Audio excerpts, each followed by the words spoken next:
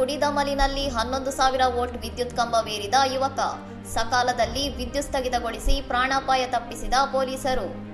ಬಿತೌಲಿ police ಠಾಣಾ ವ್ಯಾಪ್ತಿಯ ಪಾರ್ಸಾಕುದ್ರು ಗ್ರಾಮದಲ್ಲಿ ಮಧ್ಯದಮಲಿನಲ್ಲಿದ್ದ ಯುವಕನೊಬ್ಬ 11,000 ವೋಲ್ಟ್ ಹೈಟೆನ್ಷನ್ ವಿದ್ಯುತ್ ಕಂಬವನ್ನು ಹತ್ತಿ ತಂತಿಗಳ ಮೇಲೆ ಮಲಗಿದ ಆತಂಕಕಾರಿ ಘಟನೆ ನಡೆದಿದೆ. ಯುವಕ ವಿದ್ಯುತ್ ಕಂಬದ ತುದಿಯಲ್ಲಿ ಅಪಾಯಕಾರಿ ಸ್ಥಿತಿಯಲ್ಲಿರುವುದನ್ನು ಕಂಡ ಗ್ರಾಮಸ್ಥರು ತಕ್ಷಣವೇ ಪೊಲೀಸರಿಗೆ ಮಾಹಿತಿ ನೀಡಿದ್ದಾರೆ. ಸ್ಥಳಕ್ಕೆ ಧಾವಿಸಿದ ಬಿತೌಲಿ ಪೊಲೀಸರು ಮುನ್ನೆಚ್ಚರಿಕೆ ಕ್ರಮವಾಗಿ ತಕ್ಷಣವೇ ವಿದ್ಯುತ್ ಸಬ್ಸ್ಟೇಷನ್ಗೆ ಕರೆ ಮಾಡಿ ವಿದ್ಯುತ್ ಸರಬರಾಜನ್ನು ಸ್ಥಗಿತಗೊಳಿಸಿದರು. ಇದರಿಂದ ಸಂಭವಿಸಬಹುದಾಗಿದ್ದ ದೊಡ್ಡ ಅನಾಹುತ ತಪ್ಪಿದೆ.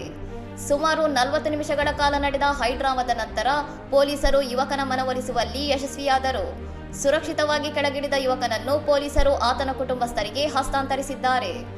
ಘಟನೆಗೆ ನಿಖರವಾದ ಕಾರಣ ತಿಳಿಯದಿದ್ದರೂ ಸದರಿ ಯುವಕ ಪದೇ ಪದೇ ಇಂತಹ ಹುಚ್ಚಾಟಗಳಲ್ಲಿ ತೊಡಗುತ್ತಾನೆ ಎಂದು ಗ್ರಾಮಸ್ಥರು ತಿಳಿಸಿದ್ದಾರೆ.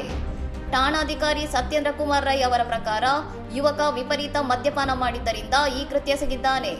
ಸಕಾಲದಲ್ಲಿ ಪೊಲೀಸರು ಮತ್ತು ವಿದ್ಯುತ್ ಇಲಾಖೆಯ ಸಿಬ್ಬಂದಿ ಕಾರ್ಯಪ್ರವೃತ್ತರಾದ ಕಾರಣ ಯುವಕನ ಪ್ರಾಣ ಉಳಿದಿದೆ. ಇನ್ನಷ್ಟು ಸುದ್ದಿಗಳಿಗಾಗಿ ನೋಡ್ತಾ ಇರಿ ಸೌರಂ ಟಿವಿ.